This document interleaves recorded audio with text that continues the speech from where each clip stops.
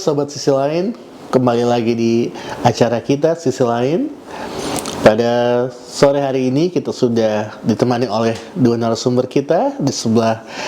Di ujung kanan saya ada Saudari Siska, boleh perkenalkan dirinya? Oke, halo semua Sobat Sisi Lain. Nama saya Siska. Ini pertama kalinya saya join sesi ini. Saya di sini khusus untuk mewakili kalian semua yang punya banyak pertanyaan, terutama mengenai Alkitab dan juga kekristenan.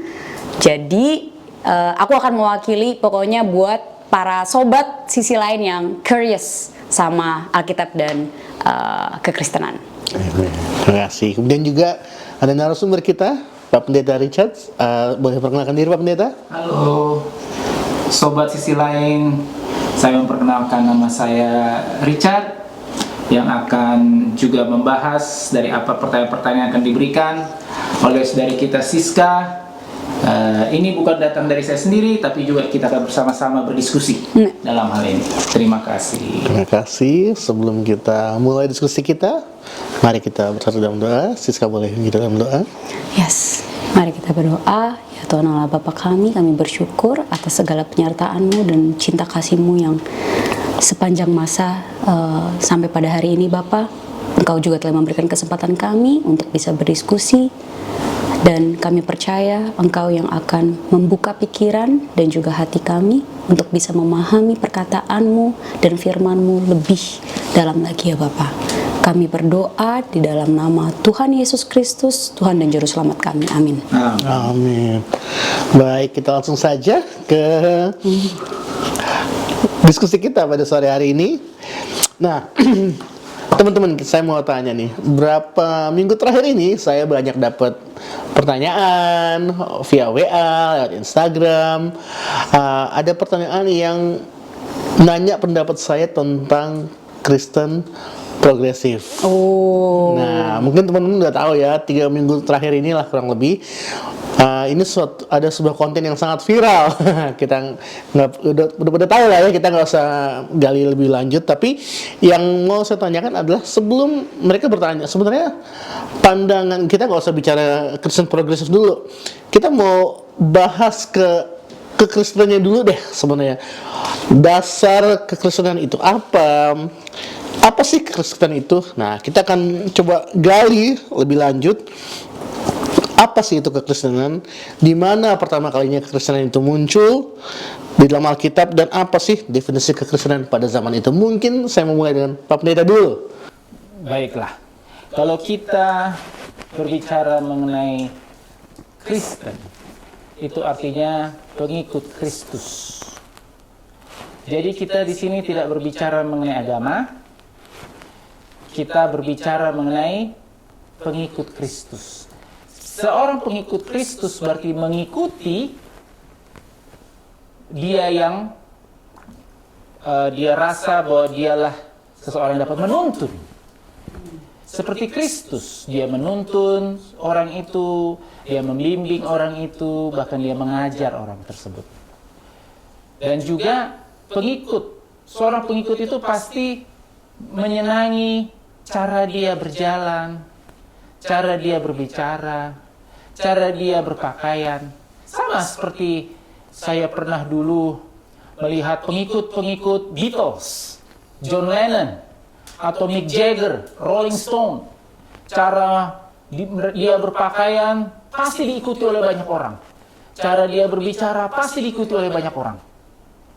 Nah, begitu juga dengan Kristus. Pada saat kita pengikut Kristus, kita pasti mengikuti dia, mengikuti ajarannya, mengikuti larangan-larangan yang memang itu bukan untuk membuat kita menjadi sibuk atau memiliki kehidupan yang bertele-tele.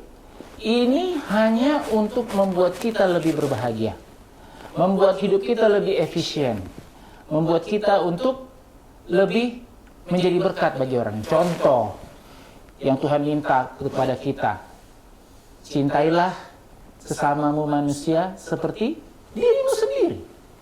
Tidak ada satu negara pun yang tidak menyetujui akan hal ini.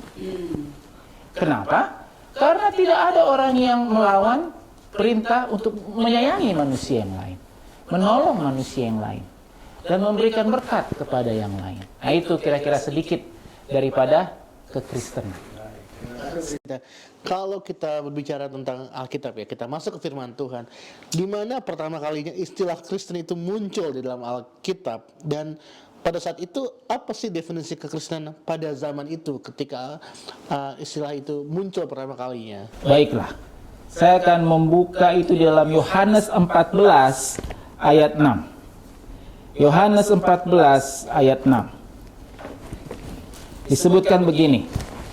Kata Yesus kepadanya, "Akulah jalan dan kebenaran dan hidup.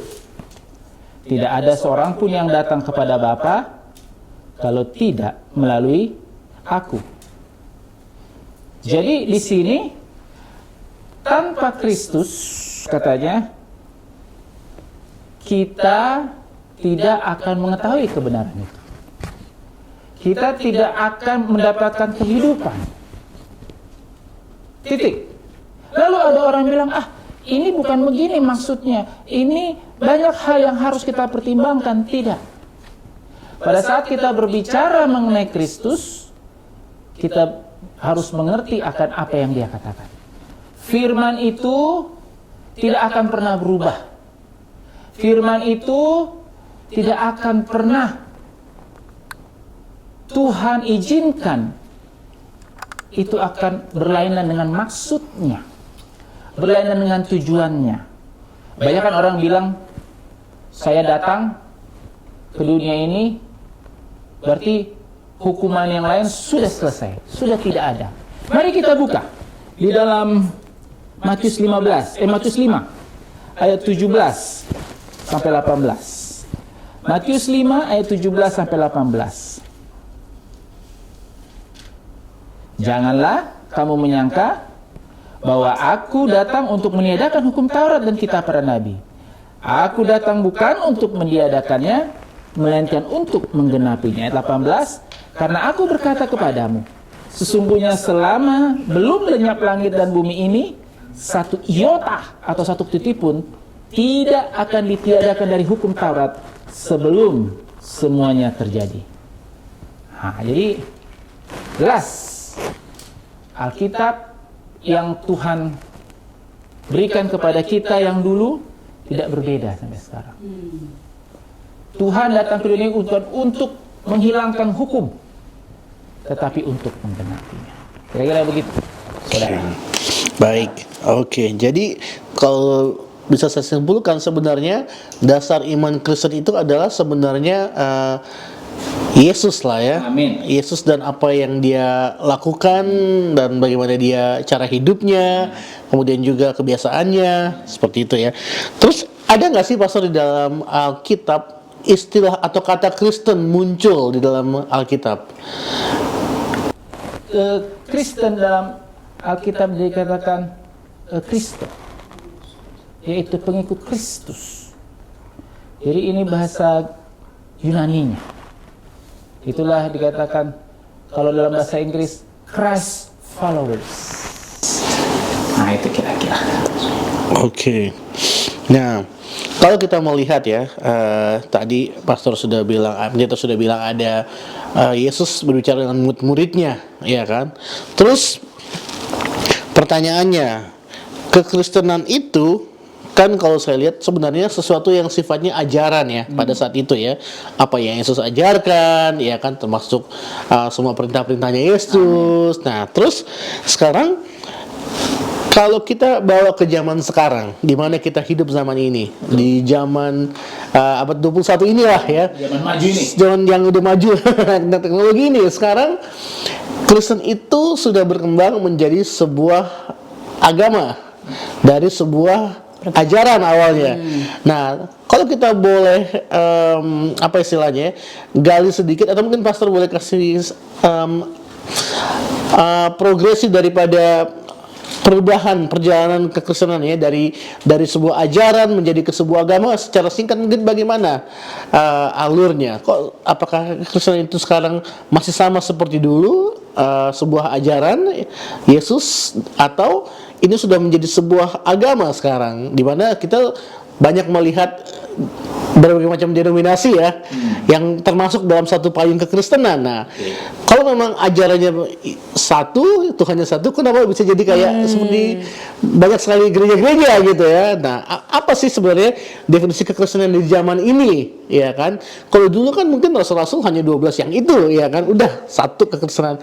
Tapi sekarang sepertinya banyak gereja. Apakah kekristenan ini sudah berkembang menjadi sebuah agama atau memang ajaran, atau mungkin dalam secara sederhananya mungkin ya, apa sih dasar iman gitu yang membuat Kristen itu Kristen dalam tanda kutip ya? Nah, mungkin Pastor boleh kasih secara singkat. Dasar iman kita hanya kepada Kristus. Titik. Orang mau berbicara apapun itu haknya. Kita tidak bisa mengontrol. Tetapi itulah istilahnya, sebagai kita orang Kristen, hanya Alkitab inilah patokan kita. Hanya Alkitab inilah yang menjadi tuntunan kepada kita. Kalau kita mengatakan bahwa sudah banyak hukum Tuhan yang berubah, jelas dalam Matius 5 ayat 17-19 katakan, tidak ada satu titik pun yang akan berubah. Orang pun bisa dapat mengatakan, wah, Kristen itu sekarang sudah menjadi agama. Ya terserah, kita tidak bisa mengontrol orang. Tetapi bagi kita yang sudah mengerti kebenaran, kita sudah tahu, dikatakan di Alkitab bahwa kita memiliki satu Tuhan, satu keyakinan, dan satu baptisan. Yang mengartikan bahwa Tuhan tidak pernah berubah. Saya bisa berubah, Saudari Siska bisa berubah, Saudari Batara bisa berubah, tapi Tuhan tidak pernah berubah. Tapi menarik tuh ya, berarti intinya sebenarnya bukan soal agamanya, tapi lebih pada iman akan ajaran Yesus. Oke. Nah, silakan, Bang. Oke. Jadi manfaatnya ya, punya iman Kristen itu, kalau saya boleh tanya ke Siska atau Pak Pendeta, boleh jawab dua-duanya nanti. Sebenarnya apa sih manfaatnya jadi orang Kristen itu? Satu hal yang membuat, contoh deh, kenapa Siska memilih untuk menjadi orang Kristen? Dan kemudian juga Pendeta juga nanti saya mau tanya pertanyaan yang sama. Karena di Indonesia sendiri ada 5 agama, ya kan? 5 agama yang diakui di Indonesia. Kenapa harus menjadi Kristen gitu? Apa sih manfaat yang mau dicapai gitu kan? Karena kita bicara manusia yang real ya. Kita membuat keputusan itu kan pasti kita memikirkan tujuannya dong. Kita mau ngapain pun kita pasti ada tujuannya gitu. Apa yang kita mau capai? Nah, Tapi aku malah sebelum masuk ke situ nih Bang Batara, aku malah tadi pengen tanya juga, kalau ternyata bukan soal agama yang kita ikuti, tapi adalah mengikuti ajaran Kristus. Berarti sebenarnya kalau kita nggak memeluk agama, boleh dong, Pastor. Itu gimana tuh, Pastor? Pertanyaan, kalau misalkan ternyata bukan soal agama, tapi lebih pada mengikuti ajaran Kristus, berarti apakah boleh kita mengartikan bahwa ya udah kita nggak usah memeluk agama, yang penting kita memproklamirkan diri kita adalah pengikut Kristen, tapi nggak perlu tuh di KTP harus ada agama tertentu, nggak perlu tuh harus ke gereja-gereja yang bilang bahwa oh nih saya agamanya ini, denominasinya ini. Boleh nggak sih kita menanggapinya, menginterpretasinya seperti itu kalau ternyata jadi pengikut Kristus yang penting mengikuti ajarannya aja gitu, nggak harus memeluk agama tertentu gitu. Baiklah. Sekarang siapa yang menciptakan agama itu? Agama ini, agama itu, agama ini. Manusia ya? Iya, manusia ya. Dulu waktu zaman Tuhan apakah ada agama ini, agama enggak? Mereka hanya mengatakan, saya pengikut Kristus. Coba kita kembali ke zaman waktu Paulus masih bernama Saulus. Karena hanya 2 di situ. Pengajaran Judaisme dan pengajaran Kristus. Dan mereka yang mengikuti Kristus itulah yang mereka menjadi korban pembunuhan. Menjadi korban di mana mereka harus dimusnahkan. Nah, kalau ada yang mengatakan, oh saya gereja ini, saya gereja itu, saya gereja ini. Berarti kan manusia yang membuat. Bukan Kristus, bukan Yesus. Oke, menarik. Menarik, menarik. Tapi berarti itu juga salah satu argumen yang dibawa oleh penganut Kristen progresif itu ya. Iya. Aku sempat baca-baca, sempat nonton video-video yang viral, bahkan bukan hanya cuplikan, aku bener-bener sampai mantengin itu 2 jam 3 jam. Aku pantengin kayak apa sih ini, mau ngomong apa sih, dan ternyata baru belajar juga bahwa ternyata itu nggak hanya populer, bukan hanya itu kemudian lagi rame di Indonesia, tapi ternyata itu juga rame juga tuh di negara-negara yang lumayan maju kayak Amerika Serikat gitu. Nah jadinya penasarannya adalah mereka selalu, salah satu poin atau kepercayaan mereka adalah bahwa ya udah nggak harus memeluk agama tertentu, nggak harus dalam payung suatu atau identitasnya itu harus dipasang di KTP gitu. Ya udah pengikut Kristus ya udah seperti mengikuti ajaran biasa aja. Jadi sebenarnya kalau dipikir-pikir pengikut Kristen progresif ini sejalan ya dengan biblical, atau jangan-jangan ini berbeda nih gitu. Aku penasaran juga sih. Iya. Astar. Oke, saya. Oke, baiklah. Kalau kita melihat kembali ke Yohanes 14 ayat 6. Yohanes 14 ayat 6 yang tadi yang sudah kita bacakan. Saya bacakan lagi ya. Kata Yesus kepadanya, "Akulah jalan dan kebenaran dan hidup. Tidak ada seorang pun yang datang kepada Bapa kalau tidak melalui aku." Jadi kalau kita tidak mau menerima Yesus sebagai juru selamat kita, berarti kita tidak akan menerima kehidupan. Hanya itu. Berarti kita tidak mau menerima jalan kebenaran. Tanpa Yesus, tanpa kita menerima Yesus, ya kita tidak akan memiliki keselamatan itu. Anda tidak akan sampai ke Bandung kalau Anda jalan ke tol ke Merak. Yang Anda akan sampai ke Lampung misalnya. Anda akan sampai ke Palembang misalnya. Kebetulan saya ingat Palembang, kebetulan kakaknya istri baru datang dari Palembang. Nah, kalau Anda lewat Cikampek, besar kemungkinan kita sampai ke Bandung. Itu saja. Kalau kita mau mengenal yang lain, tanpa mau menerima Yesus sebagai juru selamat kita, keselamatan itu tidak akan kita miliki. Kalau menurut pepatah kan banyak jalan menuju Roma, tapi berarti jalan menuju keselamatan kalau sesuai Alkitab ya hanya lewat Yesus Kristus. Amin. Ya ini karena ini berbeda dengan pepatah dunia. Ini adalah Yesus.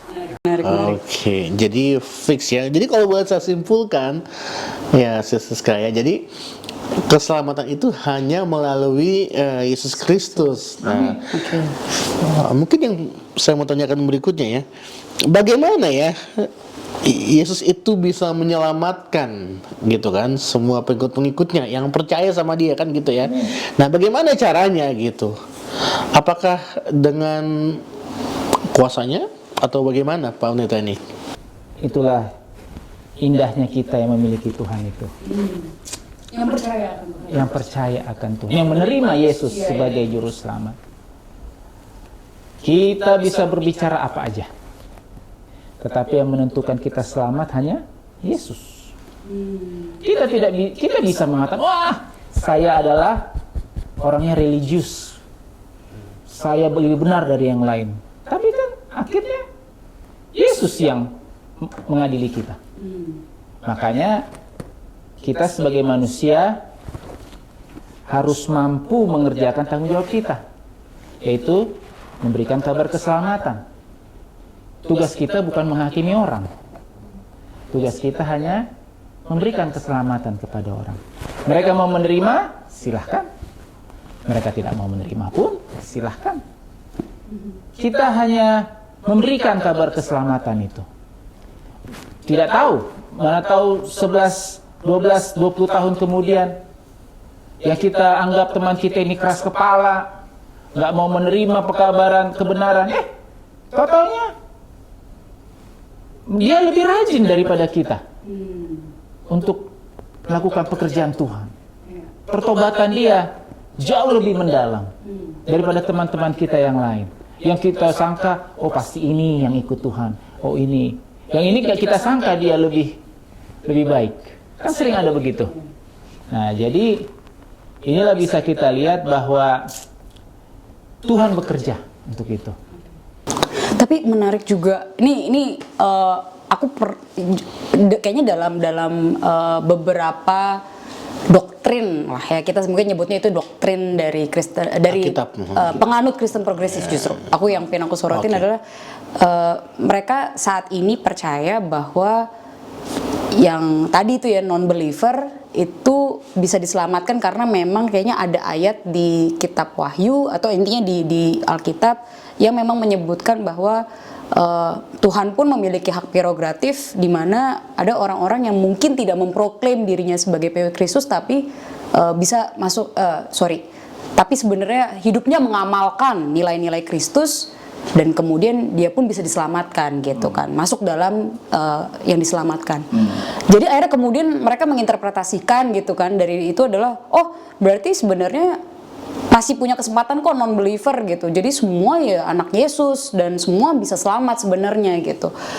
Kalau sebenarnya tapi menurut Alkitab tuh bagaimana sih sebenarnya Pastor? Ya mungkin saya juga mau follow up questions ya. Iya. Karena ajaran Yesus pastinya baik. Nah, sementara manusia kan maksudnya manusia tahu cara yang berbuat baik, melakukan hal yang baik udah tahu kan. Jadi kalau dia berbuat baik aja harusnya sudah sesuai dengan apa yang Yesus ajarkan. Berarti kan otomatis menurut by definition harusnya selamat, karena kan contoh dalam arti dia melakukan apa yang Yesus lakukan kan gitu. Tapi ya kita nggak mengetahui ya, maksudnya apakah dia secara pribadi menerima atau enggak. Tapi yang penting dia melakukan apa yang baik, karena kan itu yang Yesus ajarkan. Jadi dalam hal itu sejalan atau sesuai dalam konteks itu ya. Nah, mungkin bagaimana tanggapannya Pak Pendeta mengenai pandangan inilah gitu kan? Baiklah. Berat ya pertanyaan. Jadi memang kita kan ada tahu istilah di Alkitab mengatakan bahwa pohon itu akan dikenal dari buahnya. Ya kan? Kalau pohon itu adalah pohon mangga, pasti akan berbuah mangga. Nggak mungkin akan berbuah pisang. Ya toh? Kalau pohon itu adalah pohon anggur, nggak mungkin dia akan berbuah salak. Pasti akan berbuah anggur. Jadi, ya boleh orang lain mengatakan bahwa saya menerima Yesus sebagai juru selamat saya adalah Kristen yang baik, saya adalah orang yang selalu menurut kepada Tuhan. Tapi bagaimana dengan buahnya? Apakah dengan kepercayaan dia orang dapat melihat Yesus dalam kehidupannya, atau malah sebaliknya? Atau malah orang mengutuk atau mencemooh Yesus karena kehidupannya? Nah, kita harus mengerti juga itu. Jadi semua pohon itu akan dikenal melalui buahnya. Tapi kebalikannya tadi yang seperti yang ditanyakan Bang Batara, bahwa bisa jadi ada orang-orang yang tidak memproklamirkan dan kita juga nggak tahu isi hatinya, tapi kita lihat sih perilakunya yang kita tahu baik nih. Nah, aku mungkin itu juga aku punya beberapa contoh pribadi di mana kayak teman-temanku yang mungkin yang agnostik atau ateis, biasanya memang kebanyakan yang dari luar negeri, dari Jepang dan beberapa dari Amerika. Mereka bilang gitu nggak percaya Tuhan, tapi kadang aku aja yang mengaku aku pengikut Tuhan gitu ya, pengikut Kristus, aku aja malu gitu kadang ngelihat cara hidup aku dengan cara hidup mereka gitu, dimana kayaknya cara hidup mereka tuh satu jujur, kemudian yang kedua harmonis, emosinya juga dikontrol dengan baik, sementara aku yang mengaku sudah menerima Kristus ya tapi gitu-gitu ya, banyak lah gitu. Jadi itu yang buat aku kayak lah, kalau ngeliat dari buahnya sih, waduh, aku kayaknya masih buah salak nih, dia udah buah mangga gitu. Jadi buah dalam arti kan hasil daripada pohon itu kan ya gitu. Nah, berarti kan kalau kita bicara buah itu kita bicara perbuatan ya nggak sih? Iya, buah itu kan? perbuatan. Nah, berarti kalau kita mau tanya nih ke pendeta sama ke Siska juga nih, kadang kita berpikir, oke, kalau emang kan kita sering ya kok keselamatan itu tadi pendeta bilang hak prerogatif, ya kan? Kita juga sering dengar keselamatan itu kasih karunia. Tapi kok sepertinya ada perbuatan juga di situ karena tadi ada buah ya. Jadi sebenarnya keselamatan ini apakah ini karena kasih karunia atau ini karena perbuatan atau bagaimana? Atau ada kombinasi di antara keduanya? Ya, menarik tuh, menarik. Pada saat Tuhan mati di kayu salib bagi kita, itu sudah jaminan sama kita bahwa Tuhan sudah memberikan keselamatan itu melalui kasih karunia-Nya. Contoh, pada saat seorang anak ditanya, kamu sayang nggak sama orang tuamu, sama ayahmu? Oh iya, aku sayang. Tetapi dirawat pun tidak, dijenguk pun tidak, datang ke rumah pun tidak. Tapi kalau ditanya, oh iya, sayang. Nah sekarang pertanyaannya, apakah orang menanyakan itu percaya kepada anak itu? Tidak. Kenapa? Karena apa yang dia katakan dengan apa yang dia perbuat berbeda. Kalau kita menyayangi orang, tidak perlu kita berpikir apa yang harus kita lakukan, bagaimana harus kita perbuat orang ini. Pada saat kita menyayangi orang, pasti itu ekspresinya akan keluar. Sama seperti seorang ayah yang baru mendapatkan seorang bayi perempuan. Wah, pasti segala sesuatunya akan dia buat. Apakah itu dia menyadari akan dia lakukan itu? Tidak. Ekspres daripada cintanya kepada anaknya. Dia rangkul, dia cium. Tiba-tiba dia pulang ke rumah, dia lihat ada baju bagus. Untuk anakku ini. Dia beli. Padahal dia tidak rencanakan sebelumnya. Nah jadi, kalau kita mencintai Yesus dengan sepenuhnya, kita akan kelihatan dari buahnya. Kenapa? Karena itu terpancar dari ekspresi kita, terpancar dari perbuatan kita, terpancar dari rasa cinta kita kepada Tuhan.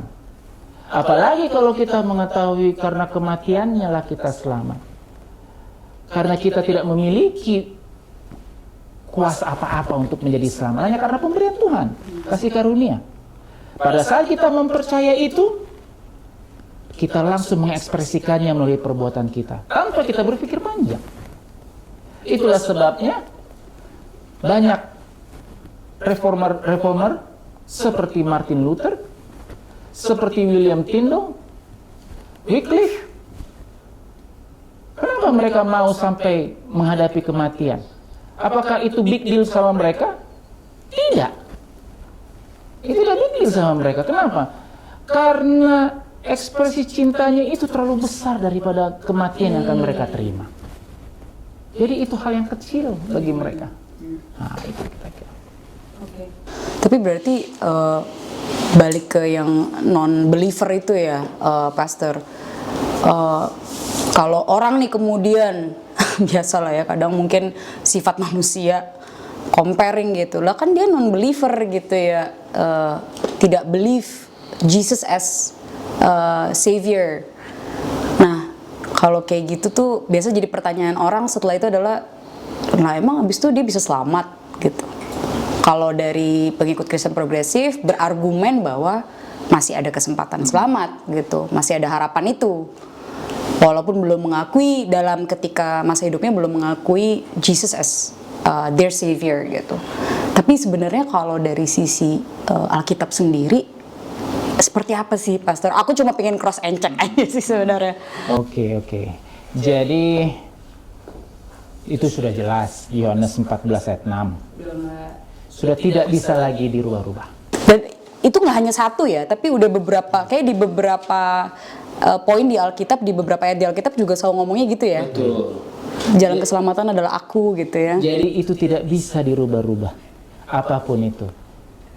Kita tidak mempercayai Tuhan, tidak mau menerima Tuhan, dan tidak mau menerima Yesus sebagai juru selamat kita, tidak bisa. Kita sangkal bahwa mereka tidak akan mungkin selamat. Tetapi siapa yang mengerti bagaimana mereka menerima Yesus atau tidak, Ya, kita tidak bisa membaca hati orang. Ya sama seperti pencuri di sebelah kanan Yesus. Mereka siapa? Mereka orang Yahudi kok. Mereka orang yang sudah mendengar mengenai Yesus Juru Selamat, Mesias setiap hari. Tapi pada saat apa dia menerima Yesus? Pada saat dia di kayu salib. Tapi kita perbandingkan dengan mereka yang temannya yang di sebelah kiri. Tidak mau menerima Yesus. Siapa yang selamat di sini? Yang sebelah kanan atau yang sebelah kiri? Sebelah kanan. Karena hanya yang sebelah kanan yang Tuhan mengatakan, pada saat ini kamu bersamaku di Firdaus. Tuhan tidak akan mengatakan itu kepada si pencuri yang di sebelah kiri. Dan bukan urusan kita untuk menentukan ya, siapa yang masuk apa enggak. Udah jangan ributin itu. Amin. Kita berkaca dulu lah ya sama diri sendiri gitu ya. Oke. Oke, kalau gitu mungkin si Siska ada closing statement? Oh, closing statement dari kayaknya sih lebih cocok sih. Ya. Boleh juga. Ya, baiklah. Kalau dalam Yohanes 14 ayat 6 saya akan ulangi lagi. Kata Yesus kepadanya, akulah jalan dan kebenaran dan hidup. Tidak ada seorang pun yang datang kepada Bapa kalau tidak melalui aku. Titik. Kita tidak menerima Yesus sebagai juru selamat kita. Berbeda dengan yang mengetahui Yesus atau yang belum mengetahui Yesus ya. Karena masih banyak saudara kita yang belum mengetahui Yesus. Masih banyak. Yang belum mengetahui ajarannya juga. Yang belum mengetahui ajarannya juga masih banyak. Itulah tugas kita untuk menyampaikannya. Tetapi kalau mereka masih belum mendengar Yesus, Yesus akan membuat apapun caranya agar kabar itu tersampaikan kepada mereka. Nah, itu satu. Kedua, saya akan baca di Matius 5 ayat 17 sampai 18. Matius 5 ayat 17 sampai 18 dikatakan begini. Janganlah kamu menyangka bahwa aku datang untuk meniadakan hukum Taurat atau kitab para nabi. Aku datang bukan untuk meniadakannya, melainkan untuk menggenapinya. Karena aku berkata kepadamu, sesungguhnya selama belum lenyap langit dan bumi ini, satu iota atau satu titik pun tidak akan ditiadakan dari hukum Taurat sebelum semuanya terjadi. Jadi di sini Tuhan mau mengatakan, aku inilah Tuhan yang tidak pernah berubah. Aku Tuhan pada masa perjanjian lama, aku juga Tuhan pada masa perjanjian baru. Jadi inilah sedikit dari konklusi yang saya bisa berikan, bahwa hanya mereka yang menerima Yesus sebagai juru selamat mereka lah yang akan selamat. Kenapa saya tahu? Saya bukan mengadili, tetapi sesuai dengan yang dikatakan firman Tuhan. Terima kasih. Oke. Jadi kalau kita lihat ya, memang sebenarnya tujuan daripada orang Kristen untuk percaya kepada Yesus itu dan mengikuti ajarannya adalah supaya selamat. Amin. Ya, bukan untuk tujuan yang lain ya, bukan untuk gaya-gayaan, bukan untuk pamer atau show off gitu ya, tapi lebih ke atau mau pamerin seberapa banyak gue tahu gitu kan, tapi lebih untuk bagaimana caranya supaya gue atau saya ini bisa selamat. Amin. Gitu, kan? Amin. Jadi bukan kalau boleh saya gue saya dari Siska bilang sama dari kita juga, bukan agamanya ya, tapi pribadi Yesus itu yang menyelamatkan beserta dengan ajarannya, dan Amin. kita sebagai berikutnya melakukan semua yang dia ajarkan itu sebagai buah daripada hasil daripada keselamatan, kasih karunia itu kepada kita sehingga kita bisa melalui keselamatan. Oke. Boleh saya tambah lagi? Boleh. Oke. Yakobus 2 ayat 14 dan 22. Ayat 14 dan 22. Yakobus 2 ayat 14 dan 22. Saya bacakan. Apakah gunanya saudara-saudaraku jika seorang mengatakan bahwa ia mempunyai iman, padahal ia tidak mempunyai perbuatan? Dapatkah iman itu menyelamatkan dia? Ayat 22. Kamu lihat bahwa iman bekerja sama dengan perbuatan. Dan oleh perbuatan-perbuatan itu, iman menjadi sempurna. Amin. Oh, oke. Nah, jadi itu sama saja dengan nol. Kalau kita mengatakan kita beriman, tapi perbuatan kita berbeda. Oke, kita juga ditambahkan tadi. Jadi iman itu bahkan dalam pemikiran Yahudi, dalam pemikiran Ibrani, iman itu adalah kata kerja, bukan kata benda. Jadi misalnya pada saat ini, misalnya sekarang jam 5.12, misalnya ada pengumuman dari BMKG, guys 5 menit lagi akan ada gempa bumi di Jalan Salemba Raya. Kalau kita beriman kepada pengumuman itu, kita akan cabut dari Salemba ini sekarang juga. Karena iman itu adalah kata kerja dan ada tindakan. Bukan sekedar mengimani, sekedar informasi masuk kanan keluar kiri, tapi ada tindakan yang berbuah daripada hasil pemahaman atau kepercayaan mengenai pengumuman dari BMKG tadi.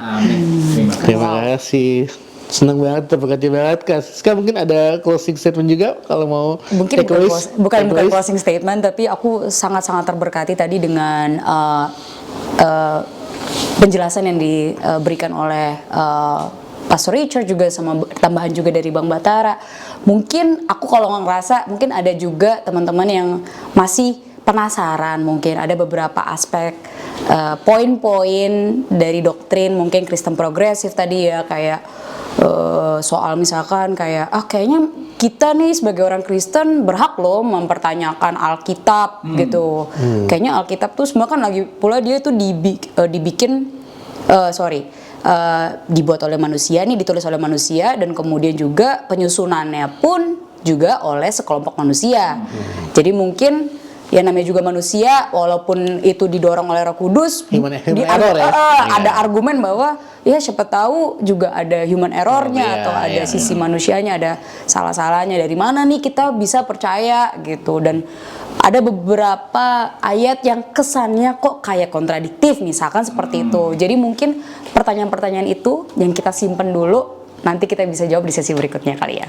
Nah, sekaligus kalau teman-teman pengen belajar Alkitab, pengen tahu lebih lanjut mengenai kekristenan, apa itu yang Yesus ajarkan, bagaimana kita harus hidup sebagai orang Kristen, teman-teman bisa hubungi nomor di bawah ini, dan kita punya banyak Bible study group yang teman-teman bisa gabung, nanti bisa WA di nomor di bawah ini, dan sampai ketemu di program selanjutnya buat sobat sisi lain. Terima kasih banyak, Tuhan Yesus memberkati. Sampai jumpa. Sampai jumpa.